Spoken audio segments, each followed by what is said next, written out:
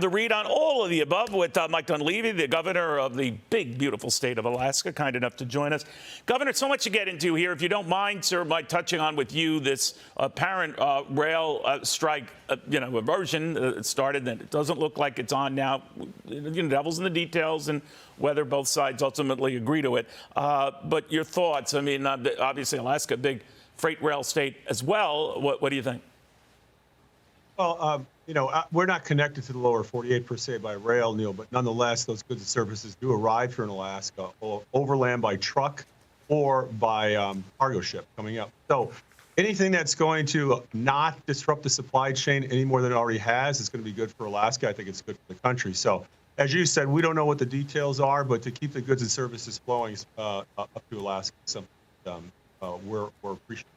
Governor, you were among, I think, a couple of dozen Republican governors concerned about the president's push right now for this student loan forgiveness of up to $20,000 for present students, former students. It could be more than 40 million of them. Explain why you don't like it. Well, first of all, it's a fairness issue. There's going to be people that will have to pay for this, Neil. Some folks that never went to college, some folks that paid for their student loans. I had a student loan when I went to college. We paid it off. That was expected. So that's one issue. The other issue is, again, what pressures is this going to bring upon our monetary system and inflation? And so when you look at it from those perspectives, it's not. I don't think it's necessarily something that the majority of Americans support.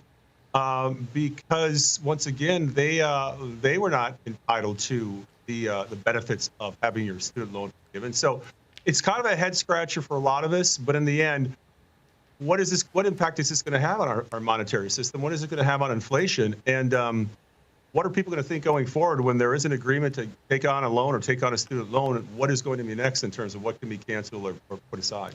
If you don't mind my going into politics in your state, Governor, there are fears among many Republicans that they could lose this control, minus your office of the state, and saying that this ranked choice voting is what's doing it. That, for example, Sarah Palin not quitting makes it very difficult for Nick Begich to finally beat Mary Peltola when it comes to the election in November. She's finishing out that term in the meantime. But I'm wondering what your thoughts are on that. This was supposed to simplify things. It seems to have complicated things. Well, it is a complicated approach to elections. We've had an election system here in Alaska for decades. And then when the people of Alaska, through an initiative, put this on the ballot and it was passed, it happened it was being implemented right around the time that Don Young passed. That's what you're seeing in terms of this special election play out. But in the end, it is a complicated approach to election. There's no doubt about it. There are a lot of folks that have voiced their opinion that it's difficult to understand. It's difficult to actually be assured that the person they want to get elected is going to get elected through their vote. And so it's a jungle primary. You could have 100 people run in the primary. It doesn't matter what party they're part of. The top 4 then goes on to a general. Then there's a ranking process. If you got to have 50% plus to win. This is all very, very different than what's occurred here in Alaska for decades. And so folks are trying to feel their way through it, trying to understand it.